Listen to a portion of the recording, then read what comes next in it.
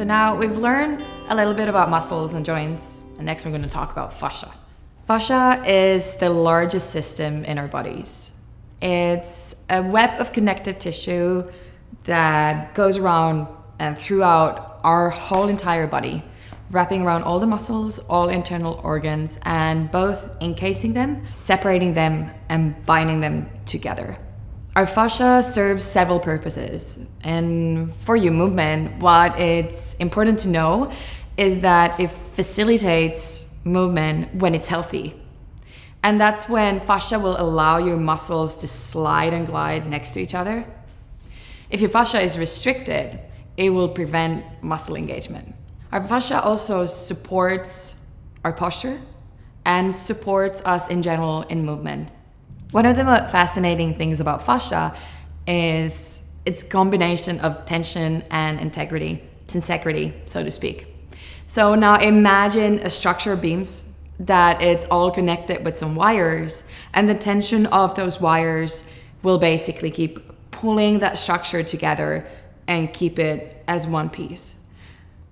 If you think about construction, whereas most, like let's say houses, you would build them by putting things on top of each other, and this is how you're making it stable. Human body needs to be able to move in all kinds of orientations, and it's not really always possible to stack everything on top of each other. So fascia is what keeps everything together with this tensegrity force.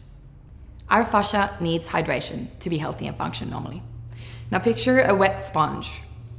When it's wet and you're moving it around, like it can move really easily, it's super limber, but water will keep squeezing out from the parts that you're moving. When that sponge is dry, it gets really brittle, and as you start moving it, it's going to be really easy to even break it. This is pretty much how your fascia works, right? So when it's hydrated, it facilitates our movement, it moves easy, there is not a lot of adhesions anywhere, but when it starts getting drier and drier, which happens as we use it, now it starts preventing us from movement, and we're gonna feel that as a tension in our body.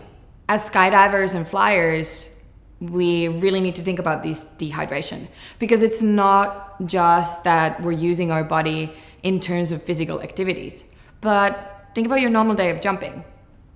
High altitude is something that really dehydrates us.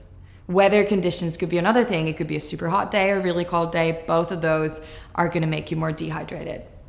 In addition to the dehydration, something that really does not promote the well-being of our fascia is lots of similar repetitive stress on certain areas of our body. If you think of a normal day of skydiving again, we usually use very limited amount of body positions. So it's always the same kind of actions. We're sitting in the plane for a lot, we're sitting under the canopy. This is always same kind of repetition for the body, and this is when the fascia starts getting tight.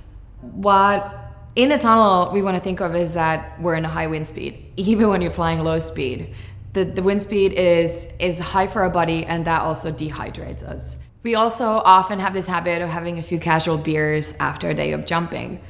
But what you need to know is that alcohol actually forces your body to expel water, and now it's making your dehydration even worse. To keep our fascia healthy, yes, we need to drink water, but we also need movement. There's other benefits to fascia training too. It's probably going to reduce some injuries that you would otherwise have.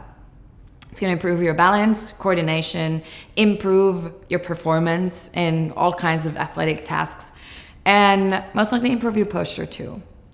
Taking care of your fascia will also have the potential of speeding up your recovery. Now, how can we actually train our fascia? Stretching is really good for fascia.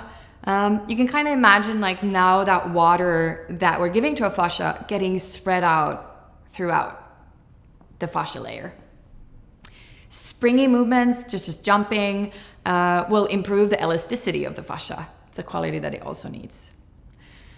Fascia release, such as foam rolling or using pressure point balls, will help you to get rid of some of those fascial adhesions, those little knots that you feel in your body, which is the parts where your fascia now is really dehydrated and it's actually restricting your movement. And one thing that we should not forget is rest. So to put it short, our fascia needs movement, it needs hydration, and it needs rest and recovery.